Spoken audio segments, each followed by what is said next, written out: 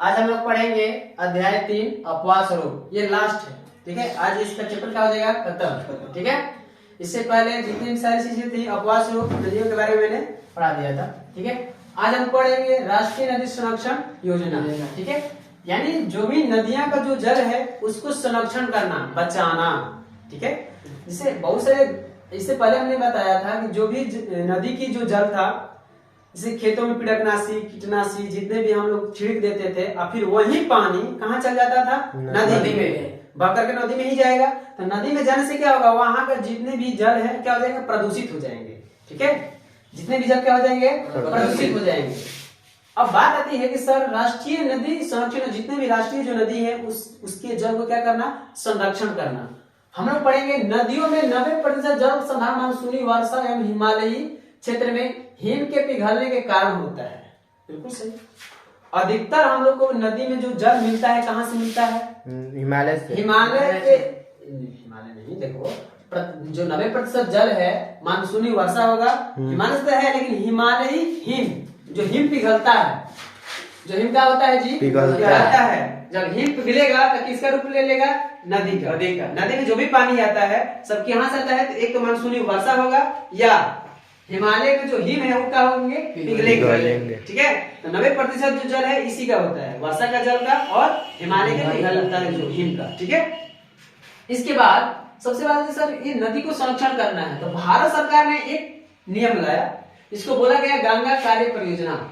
गंगा कार्य परियोजना भारत सरकार ने गंगा कार्य परियोजना 1985 में शुरू किया था, यानी प्रारंभ किया था। कब, 1985 में भारत सरकार ने एक गंगा कार्य परियोजना को लॉन्च किया। कब, 1985 में। लेकिन इसे बंद भी कर दिया। कब, लेकिन इसे 31 मार्च, कब जी, 31 मार्च 2000 को बंद कर कर दिया, ठीक है। बंद करते इसके 1985 से लेकर के 2000 के बीच में तो बहुत सारे कार्य किया गया होगा। तो क्या क्या कार्य किया गया इसमें हमको पढ़ना है, ठीक है। इस योजना के अंतर्गत 16 राज्य, कितने राज्य, 16 राज्य के 27 नदियों के किनारे बसे 152 नगरों को शामिल किया गया है। जिसे गंगा नदी है, गंगा नदी किनारे पटना भी शहर है। तो उसी 16 राज्य में से 27 को नदी था, 27 नदी के तट पे जितने नगर बसे हुए थे, कितने नगर, 152 नगरों को शामिल किया गया है कि यहाँ जितने भी 152 नगर है वहां की जो नदी है उस नदी को क्या करना है जी, स्वच्छ करना है, ठीक है, संरक्षण करना है। कहने का कि जहां पर ज्यादा फैक्ट्री लगी होंगी वहां का तो जल प्रदूषित होगा ही होगा। सारे जितने भी फैक्ट्री में उर्वरक ये सब सारी चीजें बन रही है, तो वहां का जो भी फैक्ट्री का जो पानी है, जो गंदा पानी उसका कहाँ जाता है, नदी में। नदी से समुद्र, नदी क्या होगा, प्रदूषित होगा। Yes sir. अब बात करते हैं इस परियोजना के अंतर्गत लाखों लीटर प्रदूषित जल को शुद्ध करने का लक्ष्य रखा गया है। यानी इस गंगा कार्य परियोजना में क्या बोला गया है कि लाखों लीटर प्रदूषित जल को, ठीक है, लाखों लीटर, जितने भी लाखों लीटर प्रदूषित जल है सबको क्या करना था जी, शुद्ध करने का लक्ष्य रखा गया। इसके बाद देखेंगे इस योजना के अंतर्गत जो गंगा कार्य योजना था, इस योजना के अंतर्गत झील संरक्षण, जितने भी झील है झील को भी क्या करना है जी, संरक्षण करना है, साफ सुथरा रखना है, ठीक है। जितने भी झील है, आखिर जब तक झील को संरक्षण नहीं करेंगे फिर तो भी क्या होगा। झील संरक्षण का मतलब क्या होता है, जो इससे पहले हम झील बता चुके हैं, पता है झील, यस सर। तो झील संरक्षण का मतलब ये होता है कि अगर उसको हम लोग अच्छा से संरक्षण करें तो वहाँ पर्यटन स्थल बढ़ेगा, बहुत जगह के लोग पर्यटक आएंगे, ठीक है, उससे हम लोग का क्या होगा, आर्थिक विकास होगा, ठीक है। झील संरक्षण कार्य को भी सम्मिलित किया गया है। प्रारंभ में 2 झील, पवई झील कहाँ है जी, महाराष्ट्र, कहाँ है, महाराष्ट्र, और ऊटी झील कहाँ है, तमिलनाडु। सबसे पहले जब झील संरक्षण किया गया था तो सबसे पहले पवई झील महाराष्ट्र में, इसके बाद ऊटी झील तमिलनाडु, ठीक है। इसको सबसे पहले इसी दोनों को, पवई झील और ऊटी झील को शामिल किया गया था। किस योजना के अंतर्गत, झील संरक्षण कार्य के तहत, ठीक है। गंगा कार्य परियोजना किया था तो इसी के तहत इसको भी शामिल किया गया है, ठीक है। अब इसके आगे बढ़ते हैं। अच्छा, ये एक बात और आती है कि सर सबसे अधिक भारत में अभी जो नदी है, सबसे अधिक प्रदूषित नदी कौन है, साबरमती। तो भारत की सर्वाधिक प्रदूषित नदियों में साबरमती, माही, यमुना, ठीक है, ये माही है, ये माही नदी, कौन नदी, माही। साबरमती, माही और यमुना प्रमुख है, ठीक है। प्रदूषित नदियों में भारत के सबसे प्रमुख नदी जो है प्रदूषित नदी साबरमती, माही और यमुना। अब इसके बाद आते हैं सर, ये सारी चीजें अगर हम सबसे पहले चीज जल को संरक्षण करना है, बहुत सारी चीजों को केंद्र बना करके रखना है, इसमें ही पढ़ना है जिससे हम लोग केंद्र बना करके रखें, ताकि हम लोग उसको संग्रहण करके, नदियों के जल को संग्रहण करके रखें, बचाव करके रखें, ताकि हम लोग को आगे आने वाले दिनचर्या में क्या हो जी, उपयोग हो। जैसे हम लोग डैम वगैरह बना देंगे, डैम वगैरह बनाने से क्या होगा कि हमारा पानी एकदम सही रहेगा, बाढ़ सब लोग बच जाएंगे। बाढ़ की उत्पन्न होता है तो किससे होता है, पानी से। तो हम लोग अगर डैम बना देंगे तो डैम बना करके पानी को रोक लेंगे, और फिर नहर के माध्यम से उस पानी को क्या कर देंगे जी, विभाजित कर देंगे, उससे तो बाढ़ नहीं आएगा ना। नहीं सर। अगर उसमें हम लोग डैम बना देते हैं, अगर बहुत अधिक मात्रा में पानी हो जाएगा तो और पानी नदी में, और सारी वहां से दूसरा को नहर खोल देंगे। जैसे हमारे बिहार में सोन नदी है, वहां से बहुत सारी नहर निकली हुई है, तो बाढ़ की मात्रा कम होगी, उस सब लोग को फायदा भी होगा। बहुत सारी परियोजना ऐसी भी है, वहां से क्या होता है जी, नहर भी निकलेगा नहर, बहुत सारे नहरें हैं, ठीक है। वहां पे हम लोग जितने भी वन वगैरह हैं उसको भी फायदा मिलेगा।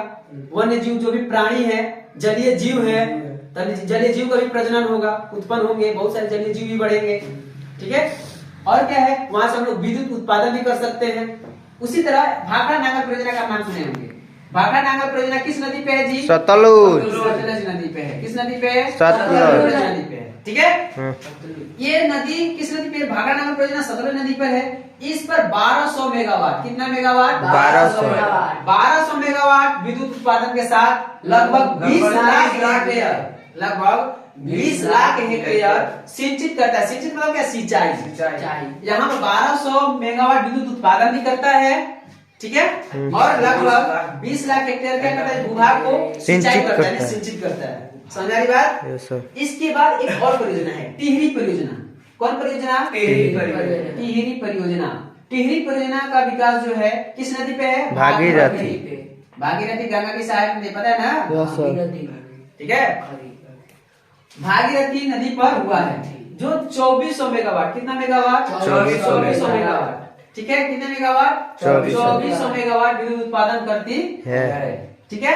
कितना मेगावाट, 2400 मेगावाट, ठीक है। कौन, टिहरी परियोजना, कौन, टिहरी परियोजना। आपसे पूछेगा टिहरी परियोजना किस नदी पर है, भागीरथी पर है। किस नदी पर है, भागीरथी पर है, ठीक है। जो कितना मेगावाट बिजली उत्पादन करती है, 2400 मेगावाट, ठीक है। टिहरी परियोजना विश्व की कौन है जी, पांचवी, और एशिया की सबसे बड़ी नदी घाटी परियोजना है। ये नदी घाटी, ध्यान दीजिएगा, नदी घाटी परियोजना। टिहरी परियोजना विश्व की 5वीं और एशिया की सबसे बड़ी नदी घाटी परियोजना है, ठीक है। अब एक बात आती है कि इस नदी के बारे में, ठीक है, हमारे भारत के प्रथम प्रधानमंत्री पंडित जवाहरलाल नेहरू, उन्होंने क्या बोला था, उन्होंने बोला कि नदी घाटी परियोजना आधुनिक भारत का मंदिर है। आपसे पूछा जाएगा कि किसने बोला था, ठीक है, नहीं, किस महापुरुष ने बोला था कि नदी घाटी परियोजना, ठीक है, नदी घाटी परियोजना आधुनिक भारत का क्या है, मंदिर है। किसने बोला था, पंडित जवाहरलाल नेहरू, भारत के प्रथम प्रधानमंत्री पंडित जवाहरलाल नेहरू, ठीक है। इसके बाद ये चैप्टर खत्म हो जाएगा। अब हम लोग इसके आगे पढ़ेंगे क्लाइमेट, यानी क्या, जलवायु, ठीक है। इससे पहले जितने भी सारी चीजें बता दिया गया, अब हम लोग पढ़ेंगे क्लाइमेट। देखिए होता क्या है कि अगर हम सारी चीजें, ये समझ जाए कि जितने भी सारी चीजें लिखवा रहे हैं, ये अगर आप आगे जाकर के पढ़िएगा, बहुत सारे जनरल कंपटीशन है। अगर आप बीपीएससी का एग्जाम, बहुत सारे बच्चे तैयारी करते हैं, ठीक है, बीपीएससी का तैयारी करते हैं, तो ये सारी चीजें ये लिखवा रहे हैं ना, यानी मेन से पूछता है। मेन से आप लोग जाते हैं, बोर्ड का एग्जाम देते हैं, ठीक है, तो इसी तरह से पूछेगा। आपसे पूछ देगा राष्ट्रीय नदी संरक्षण योजना क्या है, तो आपको पूरा डिटेल्स लिखना पड़ेगा। मेंस का मतलब ये होता है, ये जिस तरीके से हम पढ़ा रहे हैं, पढ़ाने का मकसद यही है कि आपको आगे दिक्कत ना हो। मेरे पढ़ाने का मकसद केवल तैयारी कराना नहीं है, केवल 10th पास कराना नहीं है। मेरा मकसद ये है कि आगे आने वाली चुनौतियों का आप सामना कर सके, ठीक है। शिक्षा का मतलब ये नहीं होता है, पढ़ाई का मतलब ये नहीं होता है केवल आप पढ़ लिए लिख लिए हो गया। शिक्षा का मतलब बहुत सारी चीजें होती हैं, ठीक है। पढ़ाई, संस्कार, शिष्टाचार, हर चीज होती है। और दूसरी चीज, मेरे पढ़ाने का मकसद ये है कि आगे आने वाले, जो आपके आगे आने वाले चुनौतियों का जो सामना आप लोग अच्छे से कर सके। जो भी आगे आएगा, एग्जाम आएगा, अच्छे तरह से उसको क्या कर सके, निपट सके। उस तरीके से मैं तैयारी कराना चाहता हूँ कि आगे आपको कोई दिक्कत न हो। अगर आप 11th में जाते हैं, 12th में जाते हैं, ठीक है, मैट्रिक पास करके जाइएगा, जब मैथ वगैरह भी पढ़ते हैं तो बहुत सारे जैसे ज्योमेट्री होता है, जहाँ अगर इंटर में जाइएगा तो वहां पे सर बोले हैं कि आप लोगों को 10th वाले टीचर नहीं पढ़ाए हैं, तो बहुत सारे बच्चे को ज्योमेट्री नहीं आता, बहुत बेसिक ढंग से नहीं बताया जाता है। तो मेरा मानना यह है कि हम इस तरीके से पढ़ाएं कि आपको कहीं दिक्कत न हो। जब आप ऊपर के लेवल में जब जाइएगा तो वहां पे आप नहीं बोल सकते हैं कि हाँ सर मेरे इस तरीके से नहीं पढ़ाए थे, ठीक है। ये मैं नहीं चाहता कि मेरे को आप आगे जाइएगा तो आपको हर चीज समझ में आ जाएगा कि हाँ सर किस तरीके से पढ़ा रहे थे।